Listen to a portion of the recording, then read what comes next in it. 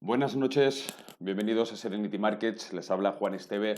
Hoy viernes 11 de febrero del año 2022. Hoy retomo los vídeos del cierre de Wall Street que hacía José Luis.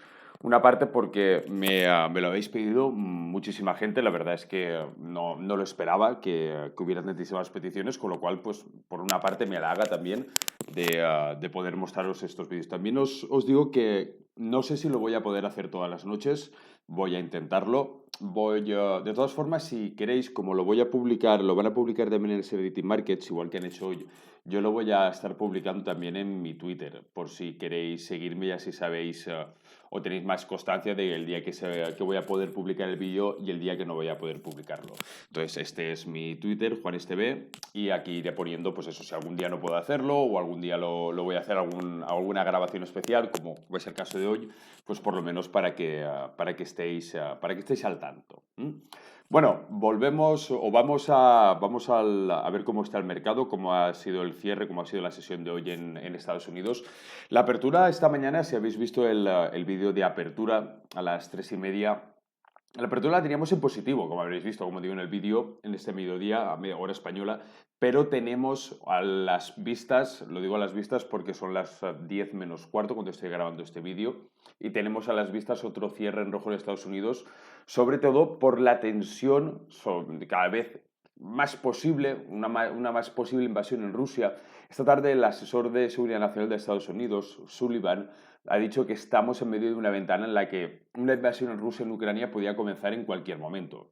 Estados Unidos realmente cree que Putin ya ha decidido invadir Ucrania, y que comunicó esos planes al ejército ruso. Lo dicen dos funcionarios administrativos de Estados Unidos que además esperan que la invasión comience la próxima semana. La cuestión al final yo creo que ya no está o por lo que baraja Estados Unidos, ya no está en si invadirán Rusia o no invadirán, perdón, Rusia, Ucrania, disculpadme que me lío con el nombre, sino cuándo. Biden, además, ha pedido a los ciudadanos de Estados Unidos que viven en Ucrania que abandonen el país en un plazo de 24 o 48 horas o lo más pronto posible.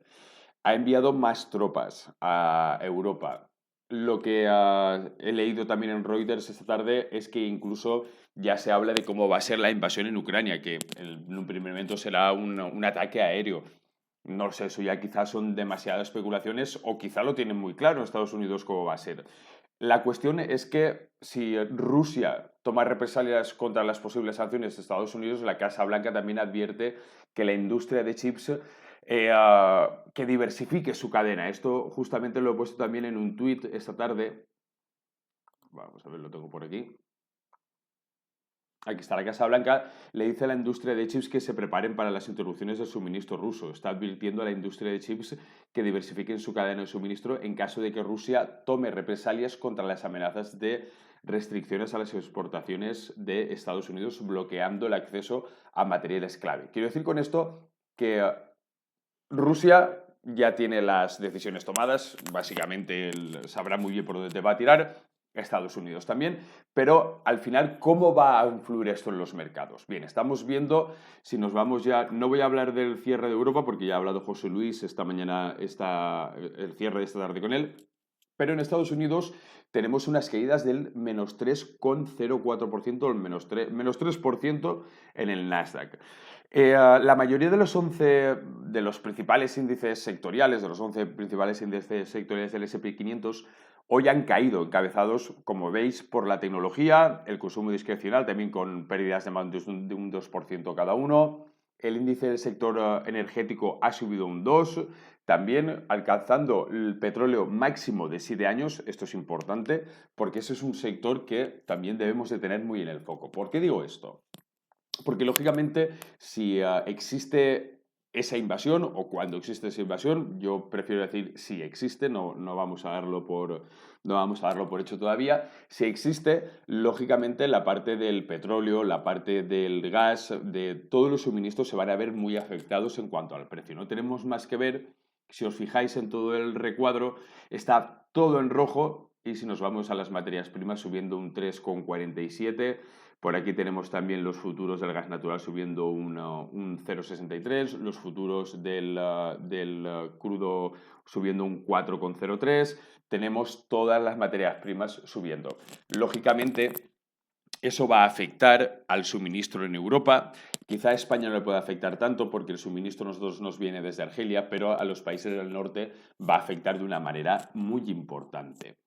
¿Qué ocurre aquí? Que si ese aumento de precios realmente se refleja en las materias primas, la inflación en la zona euro va a subir porque una parte importante de los precios de consumo vienen de la parte de la energía. Entonces, ese aumento de la energía puede complicar bastante el tema de la inflación en Europa y podemos incluso, esto ya sería una conjura bastante adelantada, pero podríamos ver incluso una política quizá más restrictiva de que por la parte del Banco Central Europeo hacia los tipos de interés.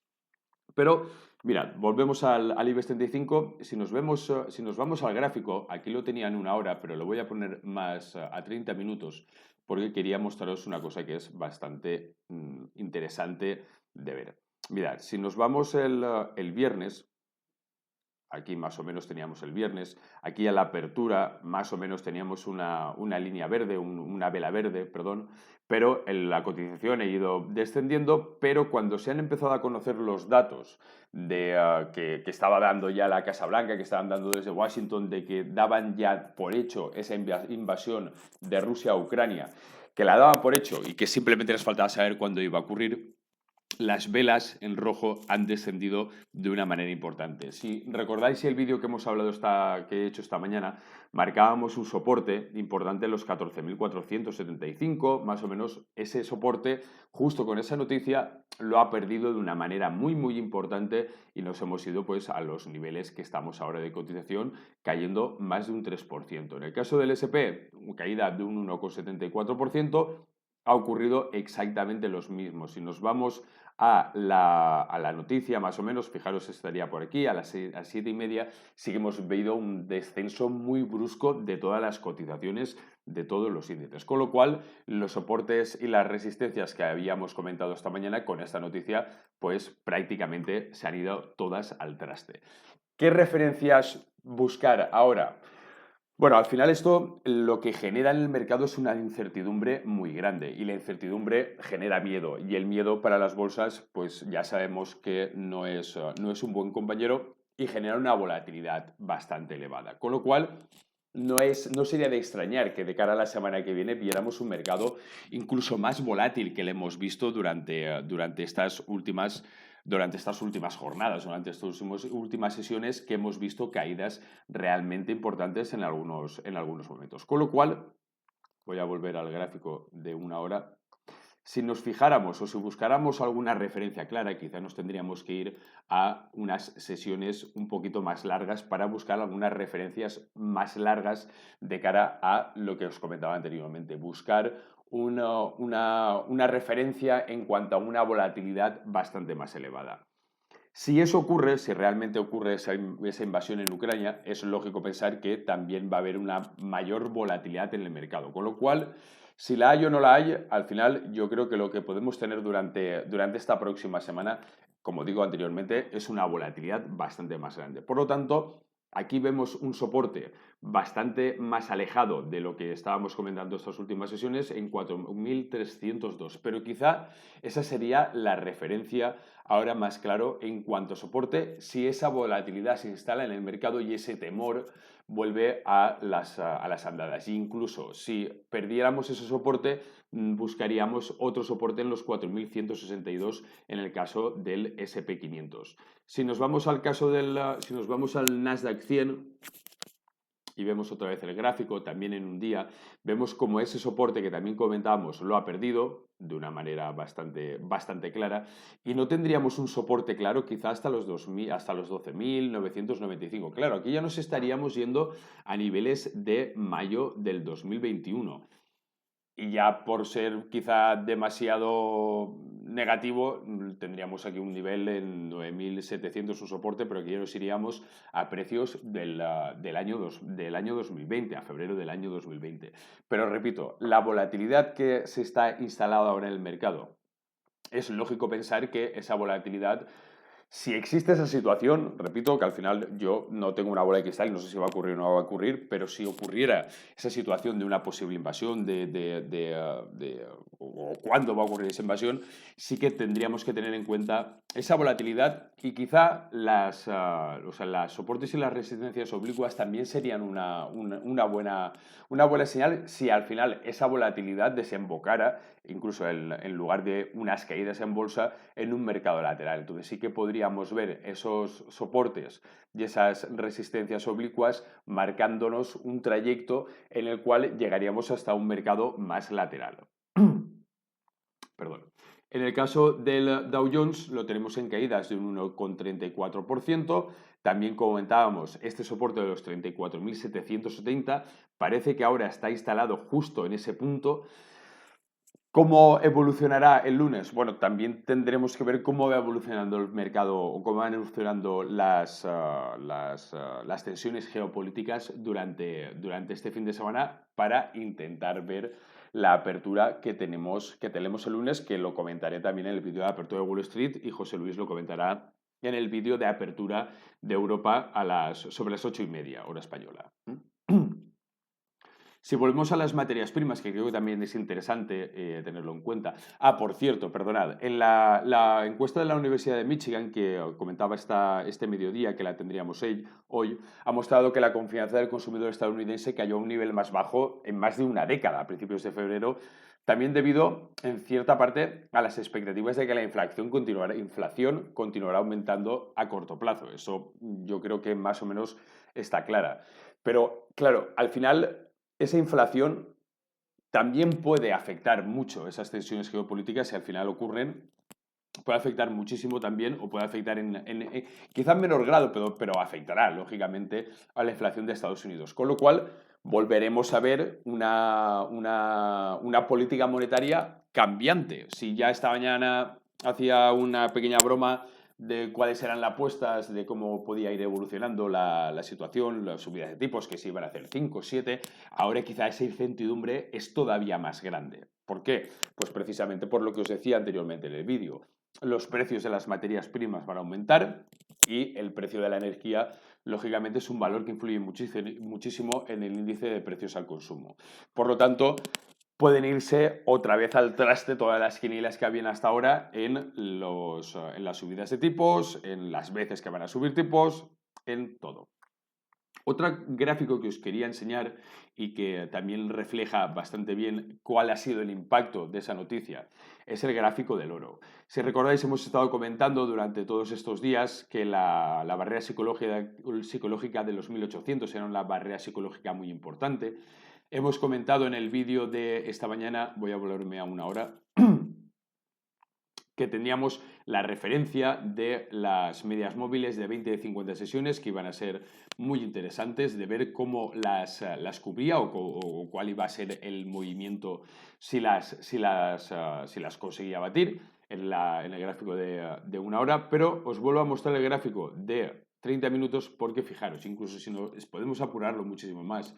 Si nos vamos al gráfico de 15 minutos, como la noticia a las 7:30 más o menos que ha dado Washington de que tienen claro que Rusia va a invadir Ucrania a la semana que viene, le ponen fecha y todo, cómo ha afectado directamente con el precio del oro. Fijaros el crecimiento que ha tenido la evolución o el precio del oro como valor refugio. ¿Por qué? Lo mismo, muchos inversores que temen el riesgo que pueda suponer ante activos de mayor riesgo han rotado muchísimas carteras hacia valores refugio como son el oro.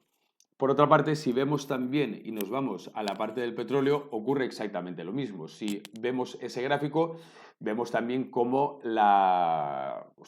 el impacto que ha tenido la noticia ha sido un impacto generalizado en todos los mercados, sobrepasando de una manera ya notable. Aquí lo estaba intentando sobre las 6, más o menos había superado esa resistencia, pero esa resistencia ya ha quedado muy atrás en las cotizaciones y vuelve a marcar un soporte en los 93,93. Estamos en máximos de 7 años. Fijaros, si nos vamos a ver gráficos quizá de una semana, porque ya nos tendríamos que ir a precios de, aquí estamos, del año 2014. O sea, estamos pues como digo, en máximos de 7 años los precios que están marcando el petróleo.